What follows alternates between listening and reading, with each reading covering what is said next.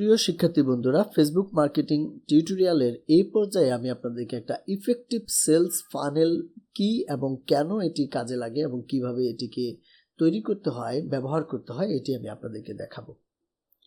Sales funnel হচ্ছে যে কোনো একটা বিজনেসের প্রোডাক্ট সার্ভিসকে আমরা যখন প্রমোট করতে চাই, সেলস করতে চাই, তখন এটির যে স্টেপ বাই স্টেপ প্রসেস সেটিকে বলছি সেলস ফানেল। জেনারেলি মানুষ মনে করে থাকে যে আমার কাছে একটি প্রোডাক্ট আছে, আমি আমার কাস্টমারের কাছে আমি প্রোডাক্টটি তুলে ধরবো, ধরলে সাথে সাথে বোধহয় সেলস হয়ে যাবে। কিন্তু প্রকৃত অর্থে সেলস কিন্তু এভাবে হয় না। সেলস কিন্তু স্টেপ বাই স্টেপ কয়েকটা প্রসেসের মধ্য দিয়ে হয়ে থাকে। তো সেটি চলুন আমরা দেখে নিই। সেলসের প্রথম যে ধাপ সেটি হচ্ছে কিন্তু অ্যাট্রাক্ট, অর্থাৎ আপনি আপনার প্রোডাক্ট সার্ভিসের যে টার্গেটেড অডিয়েন্স, সম্ভাব্য যে কাস্টমার শ্রেণী আছে, তাদেরকে অ্যাট্রাক্ট করে আপনার প্রোডাক্ট সার্ভিস সম্পর্কে তাদেরকে জানানোটা হচ্ছে কিন্তু 1 নাম্বার স্টেপ। এই অ্যাট্রাক্ট করার মূল উদ্দেশ্য হচ্ছে টু বিল্ড অ্যাওয়ারনেস। আমরা আমাদের প্রোডাক্ট সার্ভিস সম্পর্কে জানাতে চাই, আমাদের ব্র্যান্ড সম্পর্কে মানুষকে জানাতে চাই, এটি আমরা জানাবো। দেন দ্বিতীয় কাজ হচ্ছে এঙ্গেজ করা। আমরা যখন আমাদের ব্র্যান্ড, প্রোডাক্ট, সার্ভিস সম্পর্কে সোশ্যাল মিডিয়া অথবা ইউটিউব বা যে কোনো মাধ্যমে, অনলাইন মাধ্যমে জানাবো, তখন মানুষ কিন্তু প্রথমবারের মতো এটা সম্পর্কে জানবে এবং তাদের যদি এই জানার পর তাদের যে রিয়াকশন সেটি কিন্তু আমাদের সাথে শেয়ার করবে। অনেক সময় ফেসবুকে হলে লাইকের মাধ্যমে, ভিডিওতে হলে সাবস্ক্রিপশনের মাধ্যমে বা কমেন্টের মাধ্যমে, বা কোনো একটা কোশ্চেন যদি কারো তৈরি হয় সেগুলো তারা হয়তো করবে, শেয়ারিং করতে পারে কারো যদি ভালো লাগে।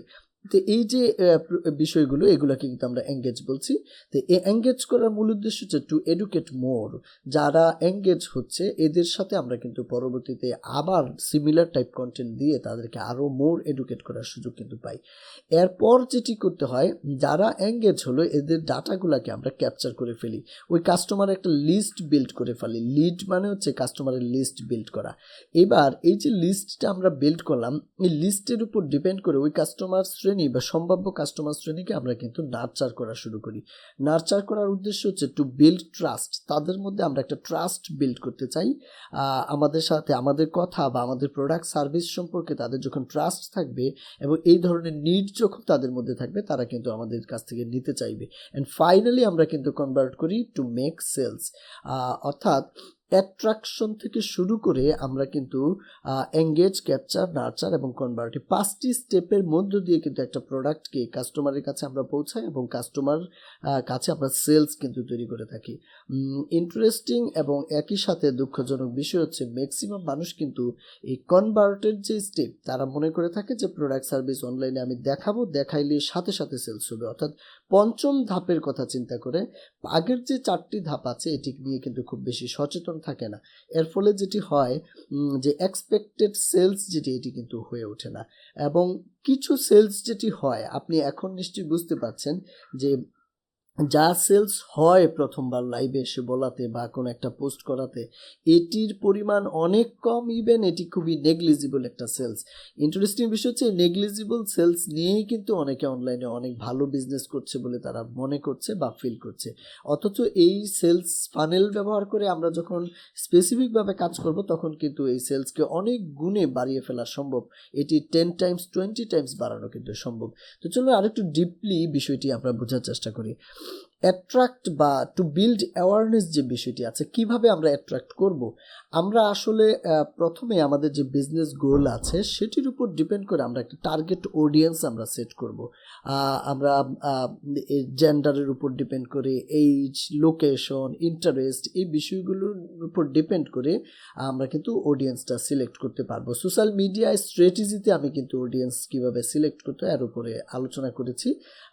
যাদের বুঝতে অসুবিধা হবে তারা একটু দেখে নেবেন। কন্টেন্ট পোস্টিং একটি ইম্পর্টেন্ট বিষয়। এটি টেক্সট কন্টেন্ট হতে পারে, ইমেজ হতে পারে, ভিডিও কন্টেন্ট হতে পারে, ইভেন সোশ্যাল মিডিয়া স্ট্র্যাটেজিতে আমি আরও বেশ কিছু কন্টেন্টের আইডিয়া আপনাদেরকে দিয়েছি। তো এই কন্টেন্টগুলো আপনি যখন পোস্ট করছেন স্পেসিফিক অডিয়েন্সের কাছে, তখন তারা কিন্তু এটি দেখতে পাচ্ছে। অনেকে হয়তো লাইক কমেন্ট করবে, কেউ করবে না, কিন্তু মানুষের কাছে কিন্তু এটা পৌঁছাচ্ছে, তারা কিন্তু জানছে, অ্যাওয়ারনেস কিন্তু বিল্ড হচ্ছে। বিজ্ঞাপনের মধ্য দিয়ে প্রচুর পরিমাণে মানুষের কাছে কিন্তু অ্যাওয়ারনেস বিল্ড করা যায়, রিচ করা যায়। ফেসবুক অ্যাডস বা গুগলের যে অ্যাডস,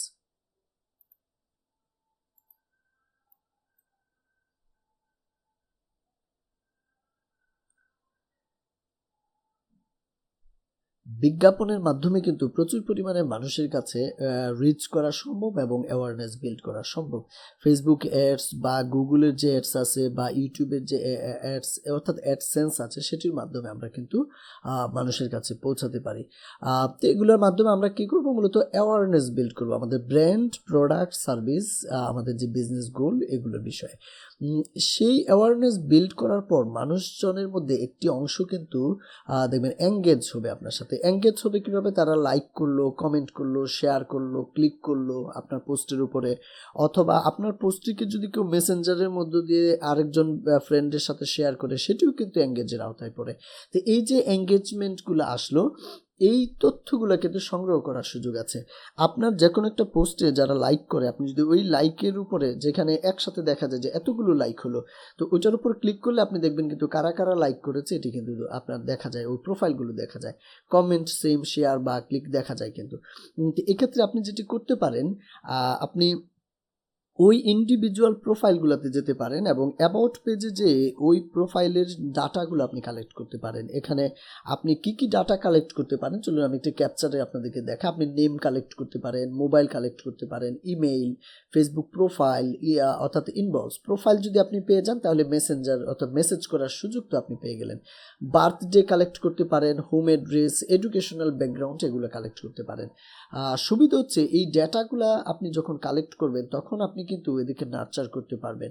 একটি বিষয় এখানে উল্লেখ করে রাখি, কখনো কখনো যদি কেউ প্রোফাইল লক করে রাখে অথবা দেখা গেল মোবাইল হাইড করে রেখেছে, হয়তো আপনি কারো মোবাইল পাইলেন না, ইমেল পাবেন, কারো ইমেল পাইলেন না, হয়তো আপনি ইনবক্স তো অবশ্যই ডেফিনেটলি পাবেন, নাম আপনি ডেফিনেটলি পাবেন, অনেকের বার্থডে পাবেন। অর্থাৎ এই ডাটাগুলো আপনি একটা এক্সেল শিট বা গুগল শিট যেটি আছে সেটির মধ্যে আপনি একটা কলাম করে আপনি এগুলাকে লিপিবদ্ধ করে রাখবেন। ডাটাবেস আপনার তৈরি হয়ে যাবে। কিন্তু এই ডাটাবেসকে নিয়ে আপনি নার্চার করবেন টু বিল্ড ট্রাস্ট। কেন করবেন, কিভাবে করবেন আমি বলছি। ফেসবুকের যে ফ্রেন্ড আছে, আমি একটি বিষয় বারবার আপনাদেরকে বলতে চাই, সেটি হচ্ছে ফেসবুকের ফ্রেন্ড কিন্তু আপনার ছোটবেলার ফ্রেন্ড বা স্কুল কলেজের ফ্রেন্ডের মতো এত ক্লোজ ফ্রেন্ড কিন্তু নয়, এটি কিন্তু বুঝতে হবে। আপনার ফেসবুকে ফ্রেন্ড হলো কিভাবে 3000 5000? আপনি অ্যাড রিকোয়েস্ট পাঠাইছেন, অ্যাকসেপ্ট করছে, অথবা আপনাকে পাঠাইছে, আপনি অ্যাকসেপ্ট করছেন, কিন্তু এত ডিপ রিলেশন কিন্তু এখানে হয়নি যে আপনি কাউকে একটা প্রোডাক্ট সম্পর্কে বলবেন, বললে সাথে সাথে সে এটা কিনে ফেলবে। কিন্তু আপনার এমন কিছু ফ্রেন্ড থাকতে পারে, ছোটোবেলার ফ্রেন্ড, স্কুল কলেজের ফ্রেন্ড, যাদেরকে আপনি বললে কিন্তু গুরুত্ব পায়, আপনার কথাটিকে মূল্যায়ন করে। এখন ওই ধরনের মূল্যায়ন তাদের কাছ থেকেও যদি আপনি পেতে চান, ফেসবুক ফ্রেন্ডদের কাছ থেকে, তাহলে তাদের উপরেও তাদের সাথে কিন্তু ট্রাস্ট বিল্ড করতে হবে। এখন ট্রাস্ট কিভাবে আসে?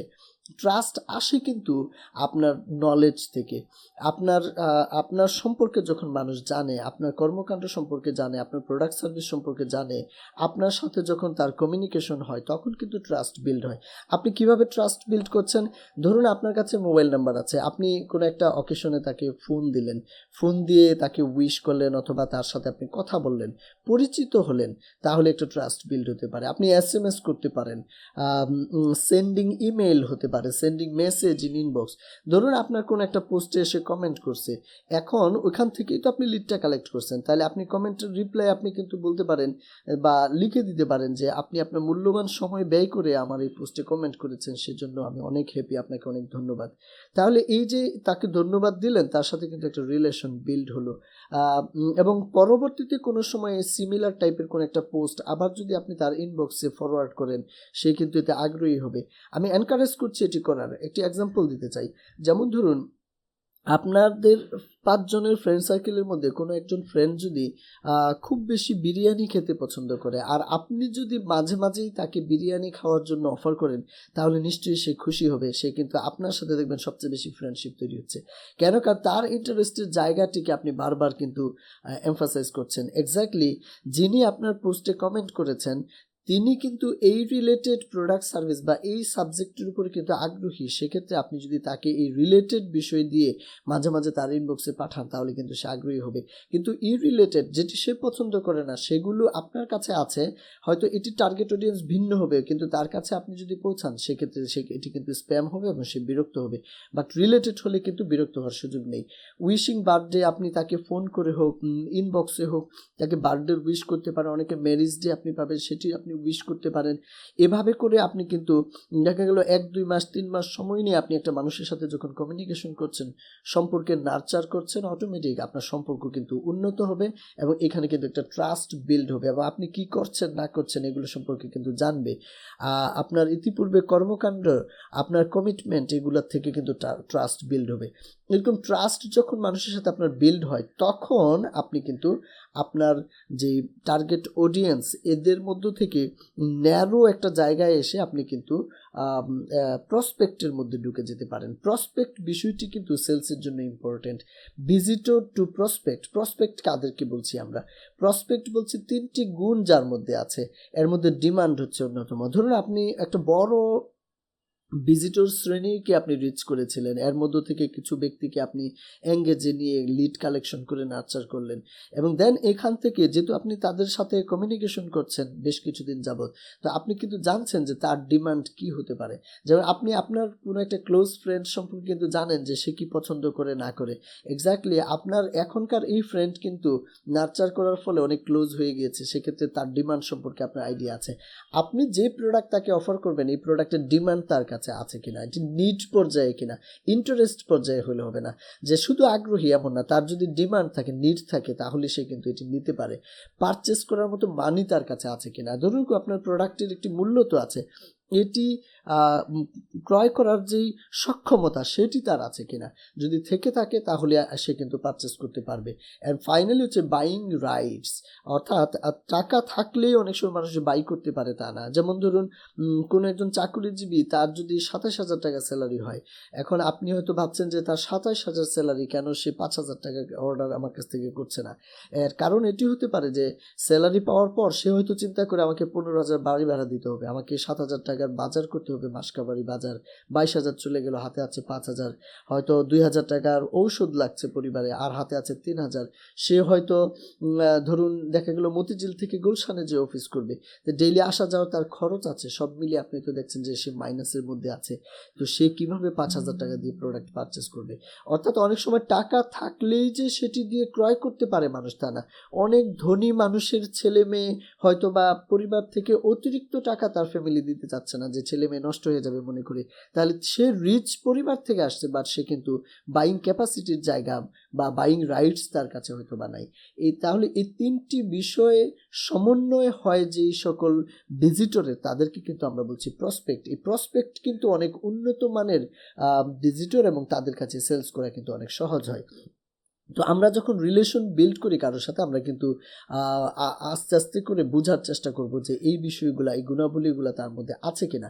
যদি থাকে তাহলে আমরা তাকে প্রোডাক্ট এবং সার্ভিস সম্পর্কে অফার করব এবং এই অফারটি কিন্তু সেলসে পরিণত হবে। এর কারণ হচ্ছে আপনি কিন্তু স্পেসিফিক একটা টার্গেট অডিয়েন্সকে প্রসপেক্ট হিসেবে নিয়ে এসে ট্রাস্ট বিল্ড করে অফার করেছেন। এখানে সেলস করার যে সুযোগ বা সম্ভাবনা এটি কিন্তু অনেক বেশি পরিমাণ থাকবে। তো এই যে সেলস ফানেল আমি আপনাদেরকে দেখালাম, তো চলুন প্র্যাকটিক্যালি এখন এই সেলস ফানেল থেকে কিভাবে আমরা উপকৃত হতে পারি যে কোনো একটা বিজনেস মডেলে, সেটি আপনাদেরকে আমি একটু বুঝিয়ে বলি। যেমন আমি শুরুতেই বলেছি যে অ্যাট্রাক্ট করা হচ্ছে 1 নম্বর স্টেপ। ধরুন আমরা 1 লাখ ভিজিটরকে টার্গেট করে আমরা কোনো একটা প্রোডাক্ট সার্ভিস নিয়ে প্রমোট করার চিন্তা করছি। সেক্ষেত্রে যদি আমরা ধরি, যেমন আমি সোশ্যাল মিডিয়া স্ট্র্যাটেজিতে ম্যাঙ্গোর বিজনেস নিয়ে এক্সাম্পল দিচ্ছিলাম। ধরুন আমরা 1 লাখ টার্গেট ভিজিটরের কাছে আমরা ম্যাঙ্গো বিজনেসের আমাদের যেই প্রসেস বা ব্র্যান্ড বা প্রোডাক্ট সার্ভিসের যে অ্যাওয়ারনেস, এটি আমরা ধরুন বিল্ড করার পরিকল্পনা করেছি এবং এটি আমরা অর্গানিকভাবে করব, এটি আমরা পেইডের মাধ্যমে করব, বিজ্ঞাপনের মাধ্যমে, যে কোনো প্রক্রিয়া আমরা 1000 টার্গেটেড অডিয়েন্সের কাছে আমরা পৌঁছাবো। দেন এই 1 লাখ টার্গেট অডিয়েন্সের কাছে পৌঁছাবো, এটিকে আমরা 100% হিসেবে বিবেচনা করছি। দ্বিতীয় বিষয় হচ্ছে আমরা যখন পোস্ট করব, ভিডিও হতে পারে, অডিও হতে পারে, আবার ইমেজ হতে পারে, বিজ্ঞাপন হতে পারে, যখন আমরা এগুলা করব তখন ওই সকল বিজ্ঞাপন বা পোস্টের মধ্যে মানুষ কিন্তু এঙ্গেজ হবে, অর্থাৎ লাইক, কমেন্ট, শেয়ার এই জাতীয় বিষয়গুলো কিন্তু করবে। এটি আমরা করছিলাম এডুকেট করার জন্য। ধরুন এভাবে করে আমরা 10,000 মানুষকে, মাত্র 1 লাখের 10% মানুষকে আমরা আকৃষ্ট করতে সক্ষম হলাম, লাইক, কমেন্ট, শেয়ার অর্থাৎ এঙ্গেজে নিয়ে আসতে সক্ষম হলাম। আমি আমার ব্যক্তিগত অভিজ্ঞতায় বলতে পারি বিজ্ঞাপনে এঙ্গেজমেন্টের পরিমাণ আরও অনেক বেশি হবে। ন্যাচারালিও যদি আপনি করেন এবং আপনি যদি একজন প্রশিক্ষিত মার্কেটার হিসেবে কাজ করেন, এটি 10%-এর চেয়ে অনেক বেশি, 15-20% বা আরও বেশি হওয়ার সুযোগ কিন্তু আছে। মিনিমাম 10% আপনি ধরতেই পারেন। তাহলে 10% মানে 10,000 ভিজিটরকে কিন্তু আপনি এঙ্গেজে পাবেন। এই 10,000 ভিজিটরকে নেক্সট লেভেলে এনে আমরা ক্যাপচার করব। ওই যে প্রত্যেকে লাইক কারা করলো, কমেন্ট কারা করলো, এই ডাটাগুলো আমরা যখন কালেক্ট করব, আমি ধরছি যে 10%-এর মধ্যে আমরা হয়তো 2% ডাটা আমরা কালেক্ট করতে পারিনি, প্রোফাইল লক বা নানাবিধ কারণে। এক্ষেত্রে 8% অর্থাৎ 8,000 ভিজিটরকে যদি আমরা ডাটা কালেক্ট করতে পারি, এবং কিভাবে করব সেটি আমি আপনাদেরকে অলরেডি দেখিয়েছি। এই ডাটা কালেক্ট করার পরবর্তী স্টেপে আমরা এদেরকে নার্চার করব, কারণ ওই ডাটা অনুযায়ী উইশ করা বলেন বা তাদের সাথে কমিউনিকেশন বলেন, বিভিন্ন অকেশনে তাদের সাথে কমিউনিকেশন করা, উইশ করা, তাদের সাথে একটা নার্চার করা, এটি আমরা যখন করব, আমি ধরছি যে আমরা কাউকে উইশ করলাম, দেখা গেল যে সে হয়তো উইশটা, আমি ফোন করলাম, ফোনটা হয়তো রিসিভ হয়নি, আমি ইনবক্সে পাঠালাম, ইনবক্স হয়তো সেই মুহূর্তে খুলে নাই, কারণ সেই মুহূর্তে হয়তো সোশ্যাল মিডিয়ার বাইরে আছে যে কোনো কারণে। কিন্তু কিছু মানুষ হয়তো ওপেন করে নেয়, কিছু মানুষ ওপেন করছে, কিছু মানুষ SMS-টা পড়ে নেয়, কিছু মানুষ পড়ছে। এভাবে করে দেখা যাবে কি যে 8,000 ভিজিটরের মধ্যে আমরা যদি ওইটা 8% ছিল, 4% হিসেবে 4,000 অর্থাৎ 50% ভিজিটরকেও যদি আমরা এই ট্রাস্ট বিল্ড করতে তাদের মধ্যে সক্ষম হই, তাহলে দেন আমরা এদের কাছে কিন্তু আমাদের যে ফাইনাল অফার সেটি কিন্তু আমরা দিতে পারবো। ইভেন আপনি দেখলে হয়তো আশ্চর্য হবেন যে আমরা মাত্র 0.50% অর্থাৎ 1 লক্ষ ভিজিটর নিয়ে যে আমরা কর্মকাণ্ড শুরু করেছিলাম, এবং এটি 1-2 মাস সময় নিয়ে হয়তো আমরা করছিলাম। এটি করতে যে আমরা কিছু ইনভেস্টমেন্টও হয়তো করেছি। এর মধ্য দিয়ে আপনি দেখুন যে 0.5% যদি আমরা সাকসেস হই, তাহলে 500 ভিজিটরের কাছে কিন্তু আমরা সেলস তৈরি করতে পারবো। এখন যদি এমন হয় যে এই পরিমাণ কর্মকাণ্ড করতে যে 1-2 মাস সময় আমার লাগলো, আমি ভিডিও ক্রিয়েশন বলুন বা আপনি দেখা গেল যে বিজ্ঞাপন তৈরি বলুন বা কন্টেন্ট রেডি করতে যে সময় দেওয়া বা করা, সব মিলিয়ে আমি ধরলাম যে আপনি যদি এমন হয় যে আপনি 40-50 হাজার টাকা খরচ করছেন, 25-50 হাজার টাকা 2 মাসে খরচ করছেন, এরকমও যদি হয়ে থাকে, আপনি খেয়াল করে দেখুন যে এখানে কিন্তু 500 ভিজিটরের কাছে সেলস আপনি কিন্তু তৈরি করছেন। ম্যাঙ্গো সিজনে 10 কেজি, 20 কেজি, 50 কেজি, 100 কেজি আমও কিন্তু এক একটা পরিবার নেই। আমি যদি একেবারে খুব কম করে বলি, 10 কেজি পরিমাণ যদি পারচেস করে আপনার কাছ থেকে 500 ভিজিটর, আপনি বুঝতে পাচ্ছেন এটি কত বড় পরিমাণ আম কিন্তু তৈরি হচ্ছে। 10 ইন্টু 500 কত হচ্ছে? 5,000 কেজি আম কিন্তু আপনি সেলস করতে পারছেন। 5,000 কেজি মানে কত মন আম, এবং এখান থেকে কি পরিমাণ প্রফিট জেনারেট করা সম্ভব আপনি চিন্তা করুন। তাহলে এই যে বিষয়, এবং আপনি আসলে আম নিয়ে বিজনেস করবেন শুধু তাই না, আপনি কোনো লিমিটের মধ্যে নাই, আপনি কিন্তু আরও অনেক বড় করে অনেক বড় জায়গায় আপনি বিজনেস করার বা আপনার ভিন্ন যে বিজনেস গোল আছে বা আপনার যেই প্রোডাক্টটি আছে সেটি নিয়েই কাজ করতে পারেন। বাট এই ফানেল কিন্তু সিমিলার ওয়েতে আপনার জন্য কাজ করবে। 0.5%-এ 5,000 কেজি হতে পারে, যদি এটা 1% হয় এটি কিন্তু 10,000 কেজি হবে, এটি 2% হলে কিন্তু আপনি বুঝতেই পারছেন 20,000 কেজি আম আপনি কিন্তু এই সিজনে সেলস করতে পারেন। এটি একটি হিউজ বেনিফিট আপনার জন্য কিন্তু নিয়ে আসতে পারে, একটা মার্কেট কিন্তু আপনার রেডি হয়ে যেতে পারে। তো এই যে পলিসিটা আমি বললাম, জেনারেলি আপনারা যদি আমাকে জিজ্ঞেস করেন যে কি পরিমাণ কনভার্ট হয়ে থাকে অনলাইনে, 1-2% এটি কিন্তু খুবই সহজ কনভার্সন কিন্তু হয়ে থাকে। 10,000 থেকে 20,000 কেজি আম কিন্তু সেলস করে ফেলা সম্ভব, যদি আমরা এভাবে গঠনমূলকভাবে টার্গেট অডিয়েন্স সেট করে এখন থেকে যদি আমরা নেমে পড়ি, আগামী 2-3 মাস সময় নিয়ে আমরা যদি কাজটি করি, তাহলে কিন্তু এটি অনেক বেশি পরিমাণ সম্ভব একটি বিষয় কিন্তু। তো হোপফুলি এই যে ইফেক্টিভ সেলস ফানেলের কথা বললাম, এই ফানেলের মধ্য দিয়ে আপনারা যদি কাজ করেন, আপনারা কিন্তু এই লেভেলের সাকসেস নিয়ে আসতে পারবেন। আপনার নিজের লাইফে হতে পারে, অথবা আপনার কোনো একজন কাস্টমার থাকতে পারে যে হয়তো এই জাতীয় বিজনেস করতে চায়, একজন সোশ্যাল মিডিয়া মার্কেটার বা ডিজিটাল মার্কেটার হিসেবে, তাকে হয়তো আপনি পরামর্শ দিয়ে এভাবে আপনি সহযোগিতা করতে পারবেন। ইন্টারেস্টিং বিষয় হচ্ছে এই ইফেক্টিভ সেলস ফানেলকে আপনি যদি রিটার্গেট মার্কেটিংয়ের মধ্যে নিয়ে যেতে পারেন, সেক্ষেত্রে আপনার সেলসের রেশিও কিন্তু 0.5 থেকে 1-2%-এর মধ্যে সীমাবদ্ধ থাকবে না। এটিকে রিটার্গেটিং প্রক্রিয়া আমরা কিন্তু 10, 20, ইভেন 30% পর্যন্ত কিন্তু আমরা নিয়ে যেতে পারি। এটি সম্ভব। কিভাবে রিটার্গেটিং করতে হয় এটি আমি ভিন্ন একটি ভিডিওতে আপনাদেরকে দেখাবো। ফেসবুকের পিক্সেল কিভাবে ব্যবহার করতে হয় এবং যাদের ওয়েবসাইট আছে ওয়েবসাইট এবং পিক্সেলের সমন্বয়ে আমরা কিভাবে রিটার্গেটিং করতে পারি বিষয়টি নিয়ে আরেকটি ভিডিওতে আলোচনা করব।